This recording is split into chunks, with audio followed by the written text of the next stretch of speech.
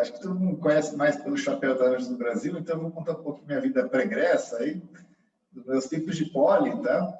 Era até antes dos tempos de poli, desde garoto eu aprendi a programar sozinho no computador, né? Na época ainda era bem primitivo, eu comecei a programar no TK-85, não sei se alguém é da minha época também aí pegou isso, depois fui para a Apple, enfim, para resumir a história aí, gostava dessa área, comecei a fazer poli, e já no primeiro ano eu recebi uma proposta do professor que era conhecido meu lá da FEA, da manutenção do sistema que eles tinham lá da FIP, sistema de cálculo de índice de construção civil, enfim, umas coisas malucas na época.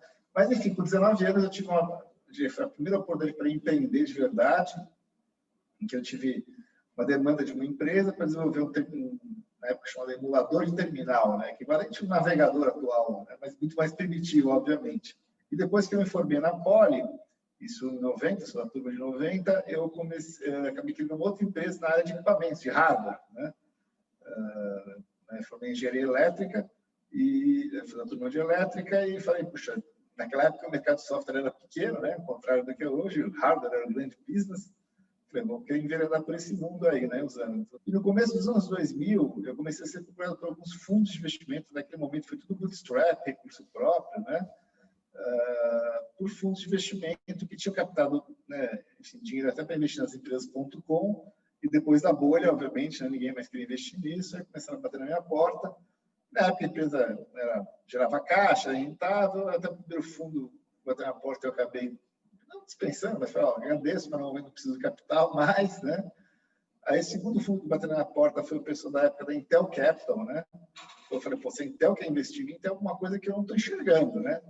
E aí que eu comecei a mergulhar nesse mundo, isso foi em 2002, 2003, mais ou menos, enfim, de Venture Capital, né? Comecei a entender o que era isso. No final, acabei fechando com outro fundo na época, e fiz o ciclo aí para criar um novo negócio de investimento, a venda. E quando eu vendi em 2009, a empresa, eu falei, não, 25 anos empreendendo já deu para mim, agora quero ajudar novos empreendedores. Conheci o modelo de investimento anjo, nos Estados Unidos, tinha uns conhecidos meus que faziam isso lá.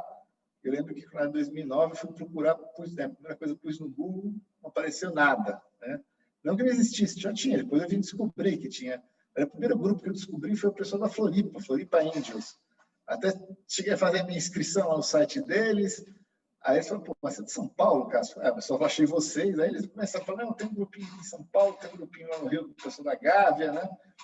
Enfim, para resumir uma história que acabou se tornando muito intensa, acabei fundando a Ajuda do Brasil em 2011, o propósito de ajudar a fomentar esse ecossistema, né? Eu via que tinha muitos empreendedores buscando investimento, muita gente queria investir, não sabia muito bem como, né? E, enfim, a ideia era tentar fomentar e construir algo aí para a gente conseguir desenvolver esse ecossistema, tá?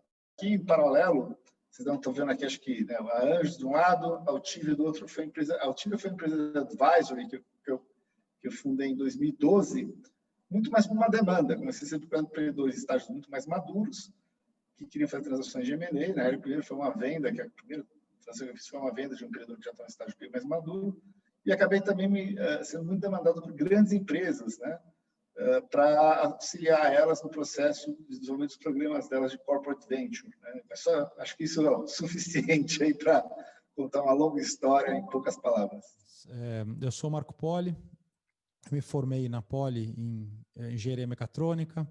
Logo depois de me formar, eu já fui empreender. Eu nunca trabalhei em empresas per se. As únicas vezes em que eu tive que trabalhar, entre aspas, em empresas foi quando alguma empresa de educação exigiu que eu fosse CLT para eu poder dar aulas e ser professor. Eu fundei a minha primeira startup saindo da faculdade, fazia um hardware eletrônico, fazia um sistema revolucionário de criptografia. Depois disso eu fundei mais 4. A partir de 2010 eu comecei a investir, eu fiz meu primeiro investimento em agosto de 2010, se não me engano. Depois disso, investi em mais de 50 empresas hoje.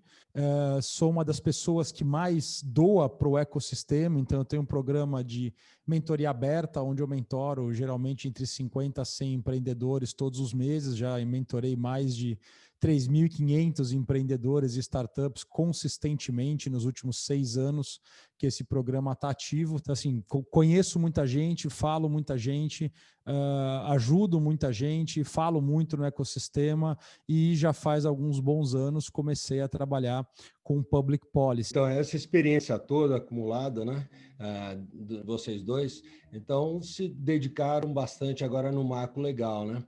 Cássio, conta aí para a gente como é que você viu essa experiência do marco legal. Qual é a sua conclusão agora que a coisa avançou bastante? Bom, acho assim, a principal conquista, sem dúvida nenhuma, é que, né, o universo das startups entrou no radar definitivamente das políticas públicas, né?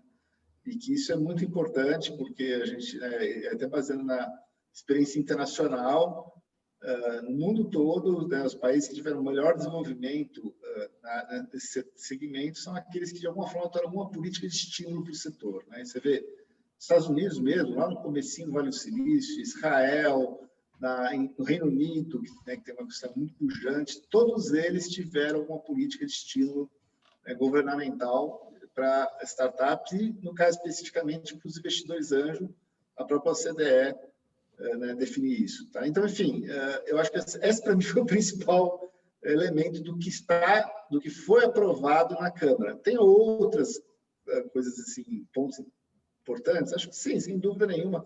Tem alguns que eu acho que são relevantes, algumas coisas que eles tentaram simplificar. Em termos de publicação de SA, até um certo valor não vai precisar ser mais em jornal impresso, pode ser online. Enfim, tem uma série de coisas que eu acho que sim, tem ganhos aí, tá, Rubens? Tá? Mas sendo bem transparente com você, infelizmente, eu acho que os principais pontos, que é o que a gente vinha trabalhando já, nem sei quantos anos já nessa discussão, infelizmente, não foram adotados, né? Acho que, e assim, sendo bem transparente, a minha visão, é uma visão pessoal minha, tá? Mas é que sem esses pontos, que são, né, a gente considera pontos essenciais, o impacto efetivo, né, do chamado marco legal das startups, no sentido de estimular o desenvolvimento desse ecossistema, vai ser pequeno, entendeu? Ele vai destravar algumas coisas, vai desburocratizar algumas coisas, tem umas coisas que pode ser que melhore, caso de compras públicas, enfim. Então, tem algumas coisas assim, podem haver alguns ganhos? Claro que sim, não vamos discutir isso, tá? Mas a gente entende aí, né, a gente procura promover dentro da missão nossa o debate mais amplo possível com todas as organizações, a gente conseguiu reunir 35 organizações do ecossistema, incluindo a Poly Angels, a BVCap, né, Endeavor, Dynamo, enfim, Ampay, etc. e tal, e a gente definiu 3 pontos essenciais para o marco. Né? O primeiro é a questão da equiparação do tratamento tributário, né? Não tem sentido nós sermos tributados como renda fixa, enquanto você investir na bolsa, você é isento, tá certo? Para a empresa até 500 milhões. Segundo, era a questão da stock options, ainda, até porque stock options, infelizmente, apesar de ter sido colocado no projeto, o texto foi alterado na última hora e, na nossa visão, piorou a situação em vez de melhorar. E o terceiro ponto é a questão de permitir que as SAs, que são uma estrutura jurídica, né, a gente entende mais apropriada para nós investirmos, e para o empreendedor também, é poder enquadrar elas no Simples Nacional, porque sem enquadrar no Simples Nacional, a gente sabe, né? O peso, o ônus dela fica tão grande que não vale a pena. E aí a gente tem que ficar fazendo contrato de mútuo conversível, contrato de participação, instrumentos jurídicos que a gente sabe assim, que por mais que possam ter, enfim, não são soluções, não são as soluções ideais, né, para você investir, tá? Então, assim, sendo bem objetivo, acho que são esses 3 pontos principais que a gente entende que precisam sim estar dentro do marco legal, para aí sim ele vai ter impacto efetivo, tá? Isso que eu falei, não é porque eu acho isso, não. Se olhar a experiência internacional, Reino Unido, todos eles fizeram isso, né? E foi isso que realmente fez a diferença. Fez isso que a curva, né, com a história do J-curve, quer dizer, inflexionar e disparar, entendeu? A gente vê o investimento crescendo ano a ano, ok, bacana, mas numa curva que não é suficiente, né? Uma curva que ainda é, assim, meio que linear, né? Enquanto a gente está muito defasado. Então, assim, não vou estender muito mais, eu queria que o Marco comentasse também a visão dele, mas para nós são esses 3 pontos fundamentais que a gente tem trabalhado agora no Senado Federal, para ver se a gente consegue reverter e colocar eles lá. Legal. Marco, Pega a bola aí e fala um pouquinho a sua visão, o que foi bem, o que foi mal. Então, Rubens, eu acho que os pontos do Cássio são pontos de uma briga histórica que a gente já trava há muitos anos.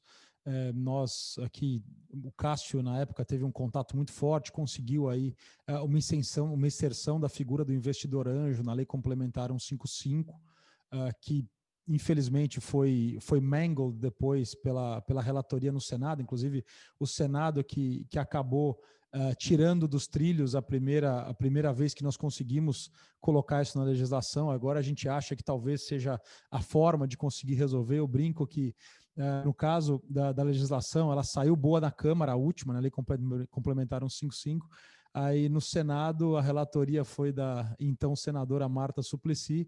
Acabou que não foi exatamente o que a gente esperava, mas já foi um bom começo de como foi a primeira vez que a legislação foi chamada para conseguir mostrar a figura do investidor anjo. Eu vejo aqui que esses 3 pontos que o Cássio coloca são pontos absolutamente essenciais, mas ainda existe um outro problema muito mais basal, na minha visão, que também precisaria ser endereçado, que é o problema da competitividade do mercado brasileiro. O Brasil é um país extremamente inóspito para os empreendedores, extremamente inóspito para as startups. E existe uma chance muito boa de, no universo da startup, isso aparecer, que foi muito do que foi feito em Israel. Então, era um país que até a década de 90 ele tinha laranjas e gente, ele tinha cérebros e laranjas, era o que ele tinha. E na década de 90, eles resolveram que eles iam começar a usar o cérebro para outras coisas que não só para produzir laranjas, e entraram com uma legislação extremamente liberalizante. E ela não era amplamente liberalizante, mas era liberalizante para as startups. Então, Israel é um país onde você se declara uma startup, você não tem nenhuma marca estatal, você não tem os imensos e absurdos alvarás que são do nível brasileiro, você não tem as intervenções estatais que estão no mesmo nível brasileiro, você não tem nenhum dos problemas de regulação e nenhum dos problemas de intervenção estatal que nós temos hoje aqui. Então, eles conseguiram se tornar um país que tem o maior número de startups e o maior sucesso de startups per capita, basicamente liberalizando para as startups. Então, esse foi o grande pulo do gato que Israel fez. Então, depois, quando tentou-se, viu-se o sucesso absurdo que tinha tido a liberalização para as startups e tentou-se empurrar essa liberalização para os outros negócios que não conseguiram, por pressões como nós temos aqui. Mas ficou óbvio que quando o Estado deixa de tratar o ambiente de negócios, o ambiente empreendedor, como nós hoje tratamos, o resultado em pouco tempo é uma explosão de novas empresas. O Brasil tem o DNA inovador, ele tem o DNA de startups. E nós estamos hoje, como país, como sociedade, numa encruzilhada, porque a nossa base exportadora hoje, caso vocês nunca tenham parado para avaliar, ela tem 2 componentes fundamentais. Ela tem um componente que é commodity, que desse componente a agricultura é uma parte significativa, totalizando 30%, agronegócio, 30% de toda a exportação brasileira, e outro commodity que é a extração, a mineração. E nós temos uma frente que é um pouco surpreendente quando você tem um país que basicamente vive de commodity, que é uma frente de altíssima tecnologia nos aviões, basicamente com uma empresa, que é a Embraer. Então, nós estamos agora num momento em que 30% de toda a nossa massa exportadora, que é a agricultura, está prestes a enfrentar um evento absurdamente disruptivo, que é a comida sintética. E a gente ainda não conseguiu incorporar isso no nosso conhecimento. A comida sintética é realidade. Você consegue comprar um bife de comida sintética por menos de $30, feito em laboratório. Quando isso vier à escala industrial, nós vamos sentir pesadamente na nossa base como país econômica e exportadora. Nossa agricultura, ela vai deixar de ser essencial para o restante do mundo e vai passar a ser um produto premium, porque o restante do mundo vai fazer fábricas em que eu coloco placas solares em cima, entra ar e terra de um lado e sai comida do outro lado. O que vai acontecer com a nossa base de exportação? Está realmente em maus lençóis. Então é um problema sério que nós não estamos endereçando hoje. Nós somos o país das commodities, nós somos o celeiro do mundo, mas esse celeiro do mundo está prestes a sofrer uma disrupção. Explica aí como é que ficou a história do Sandbox, o que é isso, se vocês puderem falar um pouquinho. O sandbox regulatório, Rubens, um dos grandes problemas que o Brasil tem de ambiente de negócios são as agências reguladoras. E essa regulação é necessariamente, não existe exceção no Brasil, maléfica ao empreendedor. Então, você não consegue empreender nos mercados regulados, porque uma das primeiras coisas que as agências reguladoras fazem é bloquear o acesso da competição no mercado que elas regulam. Elas são muito rápidas em fazerem isso. Então, nos mercados em que existe regulação, não existe competição, não existe novos entrantes. Então, para tentar endereçar isso, para tentar minimizar o efeito negativo da restrição de competição que todo o mercado regulado tem, não existe exceção.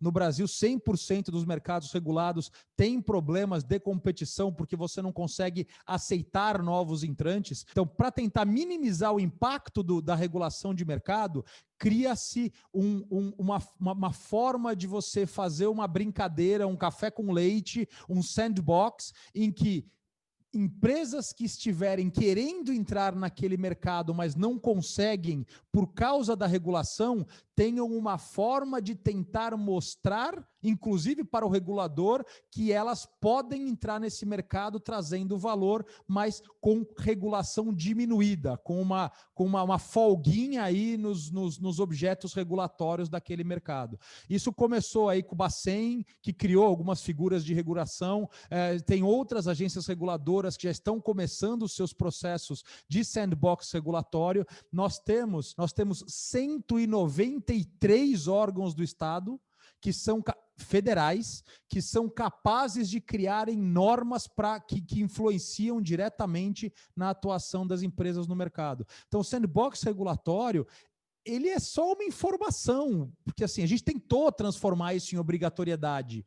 Então, assim, olha, gente, que tal fazer isso obrigatório para as agências reguladoras? Não passou, ele é só olha, agências reguladoras, se vocês quiserem muito, vocês podem restringir algumas das suas obrigações, dos seus requisitos, para que empresas operem nesse mercado, para facilitar o acesso de empresas ao mercado. Rubens, posso só compartilhar uma informação aqui? Por força profissional, eu estou participando de vamos dizer, uma nova metodologia de relacionamento entre o setor privado e o setor público, passando lá pela CPEC, basicamente pelo Ministério da Economia.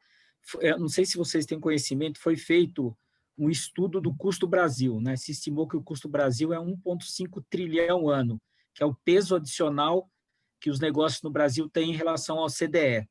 Então, foi desenvolvida uma metodologia, então isso é planilhado, para priorização de projetos, né? Então, se estuda, na medida em que você faz um pleito, se estuda qual é o impacto que aquele pleito vai ter no custo Brasil. E, nesse momento, nós estamos numa fase do projeto onde está tendo priorização de projetos. Quando você prioriza um projeto, você cria o advocacy disso, você une o setor empresarial. Eu acabei de olhar aqui na lista de inovação, não tem, o marco legal das startups não está priorizado. E o que é priorizado, se cria uma aliança empresarial de advocacy daquele tema. Então, talvez, eu não sei se vocês conhecem esse canal, enfim, eu tenho lá os contatos, se valer a pena fazer um contato direto lá do tema com esse trabalho que está sendo articulado lá dentro do governo do Ministério da Economia. Acho que todo apoio, todo contato do canal é muito importante. A minha experiência, ela mostra que assim, você só consegue que essas coisas passem, que ser aprovadas, como você tem eu digo assim, um conjunto de agentes influenciando e trabalhando para que isso aconteça, entendeu? O Marco citou até, eu tive um envolvimento grande na lei complementar lá, o 55, né, os artigos que seria a questão do gestor anjo, e aprendi muito com isso no processo. Realmente você tem que ir, né, uma prova de formiguinha, né, articulando com todo mundo, para que todo mundo conjuntamente apoie, né, aquele negócio. Obviamente tem alguns problemas, aprendi também o famoso poder da caneta, né, que é o poder que o relator dos projetos de lei tem. É impressionante, realmente.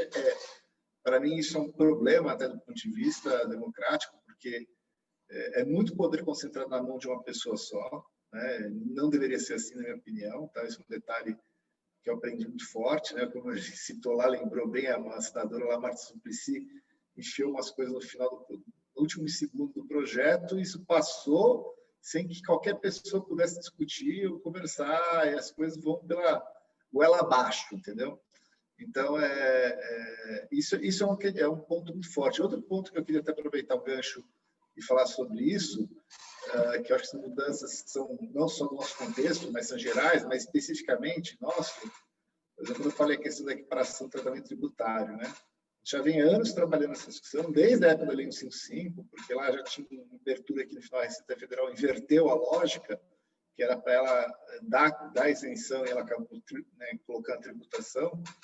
Mas, enfim, a gente tem estudos, a gente fez um estudo grande com a Grant Thornton, que é uma consultoria internacional, que já tinha feito um estudo no Reino Unido, né, e fez aqui, a gente, aqui no Brasil, demonstrando que não gera renúncia fiscal. Só que é impressionante, a gente manda os estudos na conversa, nunca, até hoje, ninguém do governo, ministério, qualquer ministério, enfim, tal, nem do Congresso, veio dizer, não, opa, esse estudo está errado, esse estudo não sei o que lá. Nunca ninguém veio questioná-lo. Mas tem um tabu, eu falei, é impressionante, quando você fala, né, a gente até evita falar isenção, né, porque fala isenção, parece palavrão. Aí cria aquele critério, não, mas aí vai afetar a lei de responsabilidade fiscal. Mas como assim? A lei de responsabilidade fiscal, ela diz que você não pode, sim, fazer uma lei que gere uma renúncia fiscal, né, sem ter uma contrapartida. Só que eu tenho um estudo que demonstra que não é renúncia fiscal. E, pelo contrário, vai gerar regressão. E o racional é muito simples. Qualquer investimento numa startup, a primeira coisa que ela vai fazer com o investimento é regular imposto. Né? Vai contratar funcionário, vai pagar imposto de renda, vai comprar computador, tem imposto embutido. E a isenção, se acontecer, né? Se a gente tiver sorte, acertamos nela, tá? Vai ser daqui a 3, 4, 5, 6, às vezes anos, que eu vou ter um pequeno benefício que é muito menor do que o que foi arrecadado anteriormente. O que eu queria assim, colocar para vocês, acho que é importante todo mundo paciente, é que o que a gente enfrenta, e aí falando um pouco de bastidor mesmo, né, que eu acho que é o objetivo aqui de vocês, é quase que eu poderia dizer assim, poderes obscuros, que ninguém fala, é engraçadíssimo. Até para compartilhar, quando a gente, o Ministério da Economia, né, o antigo MDIC, que é quem começou com isso, né, depois foi para o Ministério da Economia, fez um monte de audiências públicas, tal. Eles foram visitar a Inglaterra, foram no Reino Unido, nós fomos juntos com ele, não fui eu, mas foi a Maria Rita TikTok do Brasil, foi junto lá no Reino Unido, conversaram lá com o pessoal que fez a legislação do Reino Unido, né, sobre a questão do estímulo para isso. Então, eles têm todas as informações, sabe? Tem todo o subsídio necessário para implementar isso. Só que, assim, como eu falei, é um tabu. Isso, voltaram, foram colocar, difícil, mas vou colocar. E, assim, aí chegou, aí o projeto ficou circulando, atrasou, só para vocês terem ideia, tá? Esse projeto de lei, né, foi proposto originalmente pelo deputado JHC, acho que foi ano passado, né? E está desde o ano passado esperando a proposta do governo. Né? E quando a proposta do governo veio, ela veio totalmente desidratada. Quer dizer, tiraram um monte de itens que o próprio Ministério da Economia, a turma que fez o projeto, que já era reduzido, já não era tudo que a gente, né, tinha pleiteado, mas tinha uma série de dispositivos que foram removidos simplesmente. Né? Mas tá, como assim? Vamos tentar conversar. Não tem conversa, gente. Não tem conversa. É uma coisa que chega a ser surreal. Entendeu? Você fala, pô, quero conversar, eu quero que me digam que eu estou errado. Você fala, cara, você está errado, isso vai dar renúncia fiscal. Ok, também mostre, demonstre, né? Não existe, nunca, como eu falei, eu tive sequer um questionamento. Então, assim, o desafio que a gente enfrenta é esse tipo de coisa, esses tabus que se criam, tá? Por motivos que são até, assim, às vezes fica difícil até a gente entender, né? O racional que tem por trás para conseguir estabelecer essas questões, entendeu? Quer dizer, não quer ter o trabalho, não quer ter o quê, sabe? Eu sei que a gente sabe que existe um medo político muito forte do governo de propor qualquer coisa que possa ser enquadrável na lei de revisão fiscal. Mas, pô, gente, peraí, não é uma coisa tão pequena, tão ínfima. E segundo, novamente, temos um estudo que mostra que não é. Aí, até uma discussão que eu tive com o secretário do Ministério da Economia, falou, Cássio, precisamos conseguir um parecer jurídico, que não, isso não viola, apesar de ter um estudo, mas não, precisa um parecer jurídico de preferência ou por um grande nome, não, um jurista muito renomado, ou um ex-auditor da Receita Federal, porque aí é um cara que era da casa, né, e que está ele dando parecer sobre isso. Agora, assim, né, vamos buscar parecer, legal. Conseguimos até o doutor Ives Gandra Martins, contatamos ele, conseguiu o João Burke, na realidade, conseguiu estar aqui, acho que com a gente, né? Conseguiu lá, né, o doutor Ives Gandra, tal, só que, obviamente, né, custa muito caro, né? Não é barato isso. Aí depois tive uma indicação de outro escritório, não, lá no Tribunal do doutor Ives Gandra, tem um ex-auditor da Receita, também que é um cara conhecido e tal, e ainda sob o risco de dizer, não, Cássio, não te garanto nada. A gente pode ter um parecer, não quer dizer que a gente vai conseguir. Ajuda, mas não significa que é aprovação com base nisso, entendeu? Me fala o seguinte, do ponto de vista do investidor, depois do marco legal, ficou mais seguro fazer o investimento ou continuou tudo como era? Rubens, então, surgiu ali o artigo 7º, que inclusive foi um debate grande do que ia, o que não ia. O artigo 7º, deixa eu ver se é o artigo 7º mesmo, acho que é o artigo 7º. Não é o artigo 7º, é o artigo 5º. Então, no artigo 5º da lei, ele diz que existem formas que o investidor anjo pode fazer o investimento. Então, tem lá contrato de compra ou subscrição, contrato de opção de compra de ações, debênture conversível, contrato de mútuo conversível em participação societária, estruturação de sociedade SCP, o contrato da Lei Complementar 155, que foi sponsor pelo Cássio, que eles tinham esquecido de colocar, e depois no item 7 fala outros instrumentos de aporte de capital em que o investidor, pessoa física ou jurídica, não integre formalmente o quadro de sócios da startup. Nesse artigo, depois o artigo seguinte, o 6 e o 7, eles criam uma barreira muito mais sólida do que a gente tinha. Então, assim, hoje nós tínhamos o mútuo que entra no balanço da empresa como um passivo, que é uma dívida, e essa dívida não estava linkada diretamente a uma participação em capital, que é o pré-requisito das legislações que fazem a desconsideração da personalidade jurídica. Então, quanto à proteção do seu patrimônio, a legislação melhorou um pouco, mas ela podia ter ido 10 passos além. Ela deu um passo. Ela virou e falou, mesmo que o contrato seja um mútuo, o juiz não pode, se ele considerar como uma simulação, agora desconsiderar a pessoa jurídica em relação ao investidor. Então, isso foi um avanço, porque agora está expresso com todas as letras que os contratos feitos de investimento e o mútuo conversível é um deles, e o contrato de opção de compra de ações é outro deles, e tem lá um catch-all, né, um coringa, que é outros instrumentos de aporte de capital e que o investidor possa fazer. Ele fala, mútuo é um instrumento lícito usado para isso. Agora está claro, não é capital, continua não sendo capital e é um instrumento lícito. Então a segurança melhorou. Essa questão da proteção e tudo mais, tem aquela velha história que todo mundo conhece, de que se a lei vai pegar ou não vai pegar, né? No Brasil parece piada, né? Como é que uma lei vai pegar ou não vai pegar, né? Porque eu não sou advogado, o João pode até falar melhor que eu, mas assim, tem aquela velha história da liberdade que o juiz tem na interpretação, né? Ele pode dar a interpretação que ele acha, né? E aí ele dá a sentença dele. Claro que toda sentença, né, você tem as instâncias de recurso, Então, assim, uma das coisas, eu lembro que quando a gente conseguiu a lei 5, ela já tinha um dispositivo que dava uma proteção para o investidor, mas nas conversas a gente percebeu o seguinte: não basta ter a lei, temos que fazer que a lei, né, pegue. Então, temos que conversar, né, com quem? Com quem decide, os juízes.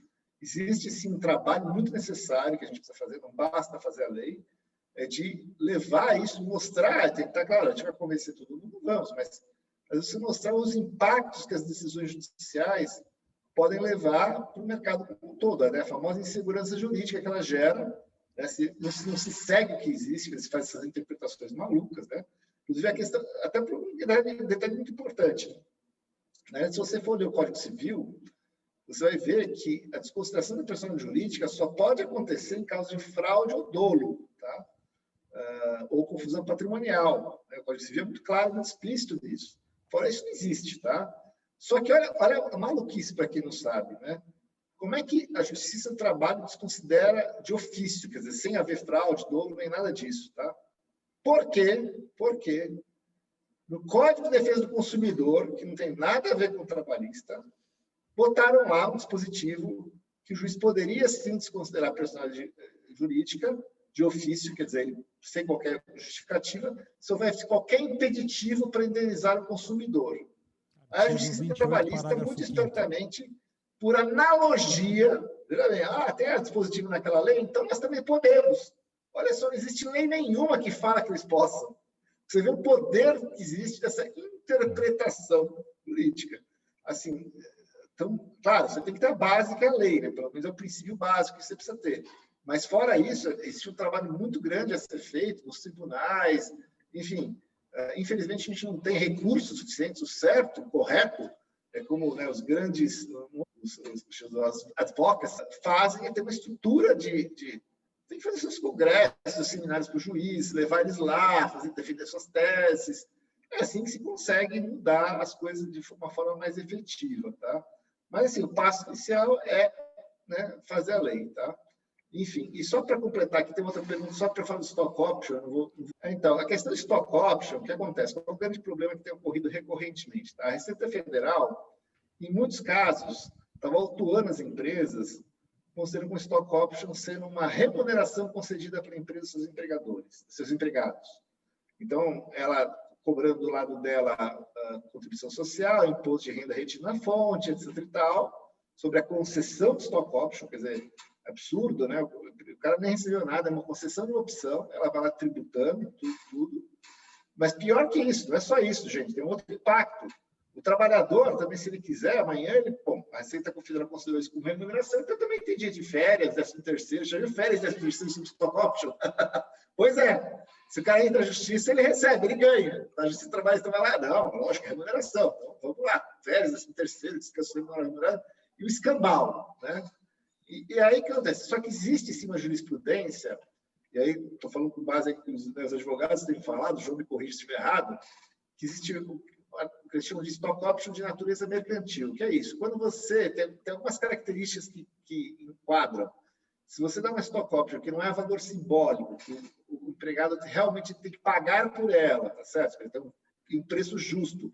Que é um preço justo? O valor, pode ser o último valuation que a tua startup teve, tá certo? Se aquilo não está diretamente atrelado ao salário, ao trabalho dele, quer dizer, não é assim, ganha stock option se você trabalhar melhor ou pior, não.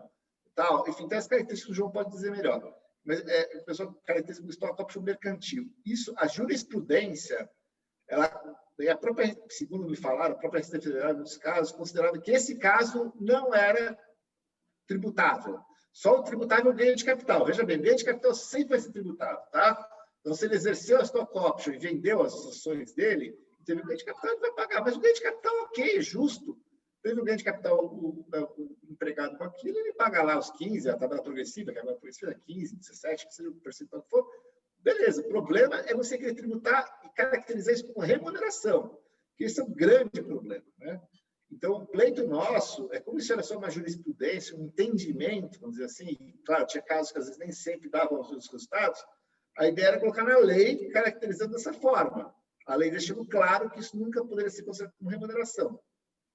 Ok? Isso foi a proposta, isso que estava a princípio previsto. Só que na hora H lá, entrou uma emenda, uma deputada lá, botou uma emenda, inverteu o jogo. A gente sabe que o deputado Vinícius Poit até tentou dar uma revertida lá, tentou minimizar o impacto, que seria só sobre o prêmio do stock option. Mas, gente, de qualquer maneira, mesmo que seja sobre o prêmio, não faz sentido isso, entendeu? Caracterizar como remuneração, seja o que for, é um auto-inibidor para stock option, tá certo? A empresa não vai querer correr o risco de conceder, amanhã ser tributada, ter que pagar 13º, férias, o diabo 4 para o empregado. Sabe? Você está matando o conceito do que é stock option. Mas, pô, eu falo, melhor não ter, melhor tirar. Se é para fazer desse jeito, deixa a jurisprudência do jeito que está, não faz o contrário, que é deixar, mesmo que seja uma parte mínima, não importa o que seja, caracterizar como remuneração, entendeu? Isso realmente, infelizmente, foi um retrocesso na minha visão, né? E a ideia é tentar reverter isso no Senado, né? Não deixar isso passar, porque se passar no Senado, gente, para mudar isso depois, né? Tem gente até advogando, já vi gente discutindo aí também. Não, vamos deixar do jeito que está, depois a gente corrige depois, faz outra. Cara, esquece. Entrou lá, é aquela história da Receita Federal. Tem imposto? Não pode tirar. Se tirar, vai violar a lei de redução fiscal. Aí tem o bicho-papão da lei de redução fiscal, não vai mexer nunca, entendeu? Então, essa história de deixar o projeto passar no Senado e depois corrigir não existe. Isso aí é ilusão, entendeu? Então, temos que corrigir isso no Senado Federal, nem que tenha, isso obviamente vai ter que voltar para a Câmara aprovar, vamos gastar um tempo a mais, mas tem que corrigir agora. Se não corrigir agora, nunca mais. Vai ficar fixo e aí vai ser um problema realmente esse negócio das stock options. Então, qual é o próximo passo? O que a gente deveria fazer na visão de vocês? O que a gente precisa fazer, até pegando aqui já a pergunta e já engatando, realmente é isso, é pressionar os senadores. Nós precisamos agora ir atrás dos senadores, se a gente tiver contato, direto ou indireto, que possa ir atrás dos senadores para apresentar esses pontos nossos, né, esses pleitos que todas as organizações têm, mostrar a relevância deles e solicitar o apoio nessa discussão, nessa pauta, né, que vai acontecer no Congresso. Do ponto de vista prático, um dos fatores essenciais vai ser a nomeação do relator. Então, assim, antes de fevereiro nós não vamos ter nada. Agora, não significa que a gente vai ficar parado nesse período. Acho que já é o momento de começar. Como eu falei, quem tiver contato com o senador, tudo mais, ir atrás, tentar, sabe, entrar em contato, nem que não tenha contato direto, se votou nele, pô, você é eleitor dele, você tem todo o direito de chegar e falar, senador, eu votei no senhor, estou querendo aqui botar meus pontos sobre esse ponto, quero que vocês tenham claro, não são só meus, quer dizer, mas, enfim, de realmente começar a mostrar, pressionar, é só assim que a gente vai conseguir reverter esse cenário, entendeu? É mostrar que do jeito que está, não pode ficar, entendeu? O projeto em si está um pouco impactante, no caso do stock options, é um tiro no pé, entendeu? É isso que a gente tem que deixar bem claro, porque, assim, apesar de ter um ótimo relacionamento com o governo, né, o pessoal lá super bacana, a gente sabe, eles querem